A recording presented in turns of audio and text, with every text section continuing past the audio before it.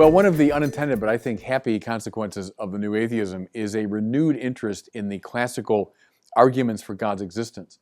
So a lot of Catholic evangelists and apologists, eager to stave off the new atheist critiques, have recovered these rational demonstrations. And the atheists, eager to defend their position, have entered the fray. And I think in the process, these arguments have found a new relevance, and actually in the give and take of both advocates and critics have been refined. So I want to revisit Thomas Aquinas, famously gave us 5 arguments for God's existence, but he said there is one that is the first and more manifest way, the argument from motion. I can lay it out very simply and schematically. Things move, nothing moves itself. There can be no infinite regress of moved movers. Hence, there must be some first unmoved mover, and this all people call God. So that's the argument. You can lay it out very simply that way. But now let's examine it a bit to avoid some of the misunderstandings that have happened over the centuries. I mean, from the Middle Ages till today, that argument has been seriously misconstrued. First of all, the word that Thomas uses is motus in Latin. And you can render that as motion in English, but motus has more the sense of change. Not just change of place, what we call motion, so the motion of my hand, but it means any kind of change. So someone growing in knowledge, someone learning a language, being born and dying. I mean, all these are forms of motus in Thomas's sense. Motus he characterizes as the transition of something from potency to act, from potential reality to actual reality. And once we see that, we see why his second principle holds that nothing can move itself. If you're undergoing motion, you're in the state of potentiality. Think of someone now who's learning French, right? He doesn't know French. He's potentially in possession of French, but he's undergoing the transition. But the cause of motion must be an act. So the one who's teaching French must know the language and thereby moves the student to actualization. What follows is no one can be both mover and moved at the same time in the same respect. You don't, strictly speaking, teach yourself French. I mean, you might pick up a book on your own, but that means the book is teaching you French. I mean, the guy that wrote the book was in possession of French, etc. So in the strict sense, nothing reduces itself from potency to act. There's no self-moved reality. So let's suppose something is in motion. It's changing. We therefore know it's being changed by another, by some extrinsic cause. Let's suppose now that that extrinsic cause is itself being moved or being changed. Think, for example, of this stole being moved by my hand, which is here and now being moved by muscles in my arm, which are being stimulated by nerves, which are now grounded in the brain, etc. If that which causes the motion is itself being put in motion, it must be put in motion by something extrinsic to itself, and that by another again, that by another again.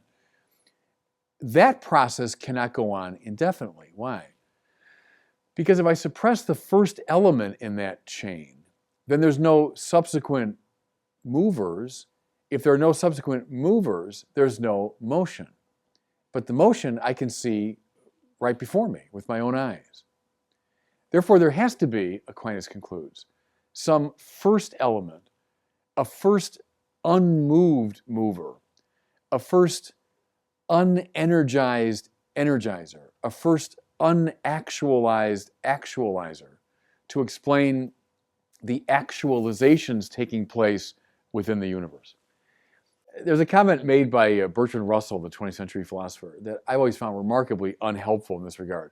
As he's considering this famous argument, he says, well, the reason Thomas denied infinite series is he just couldn't imagine them because they hadn't really come into vogue until the 20th century with mathematical logic and so on and so forth.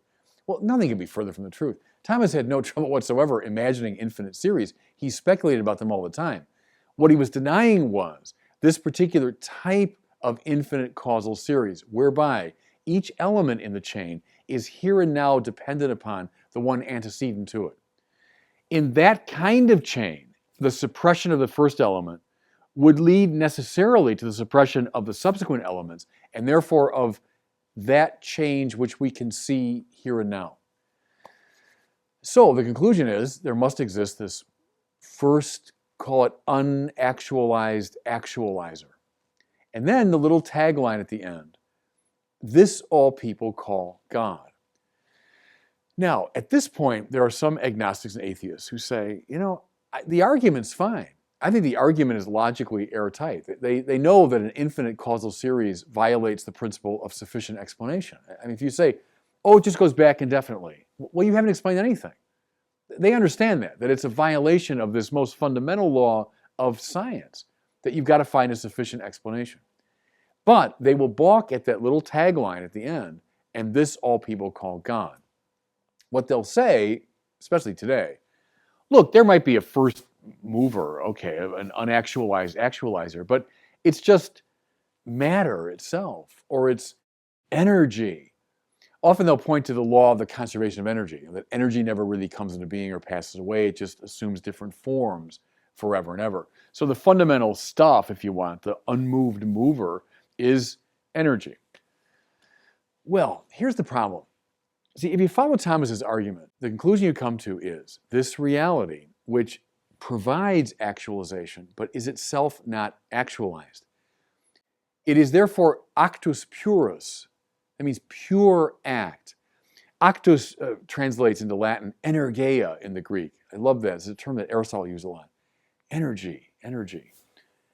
The real first mover, if you've really come to this reality, you found that thing which is utterly energized in its being. That means realized in its being. And can, in principle, receive no outside influence, because it's the first element in this causal chain. Matter or energy cannot be this reality. Why? Because matter, or to use the more contemporary term, energy, is by its very nature infinitely malleable. Matter exists in this particular configuration. It could be in 1,000 different configurations. If you say matter, you mean something of a particular color, shape, size, location, velocity.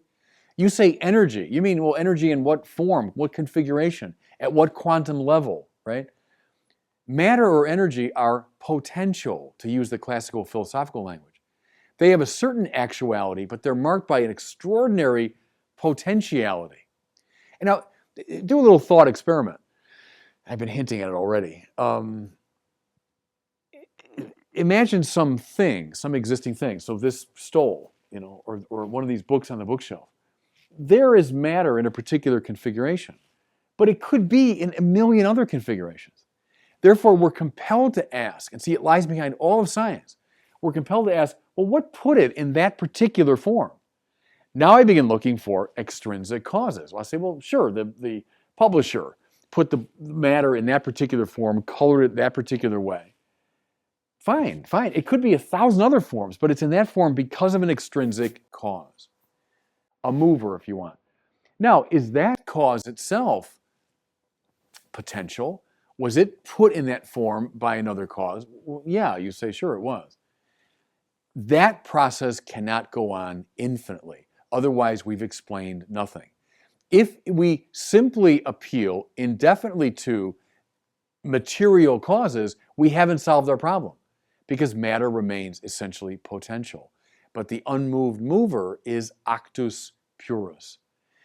See, now you understand why Thomas can say, this all people call God. Once you understand the nature of the real unmoved mover, who is utterly realized in his being, who's completely energized in his existence, that which experiences no ontological restriction whatsoever.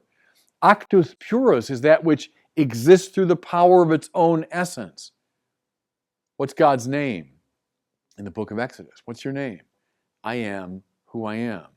Do you see now why Aquinas, borrowing this, of course, from Aristotle, but can very reasonably make the correlation between actus purus, the unmoved mover, and what all people call God?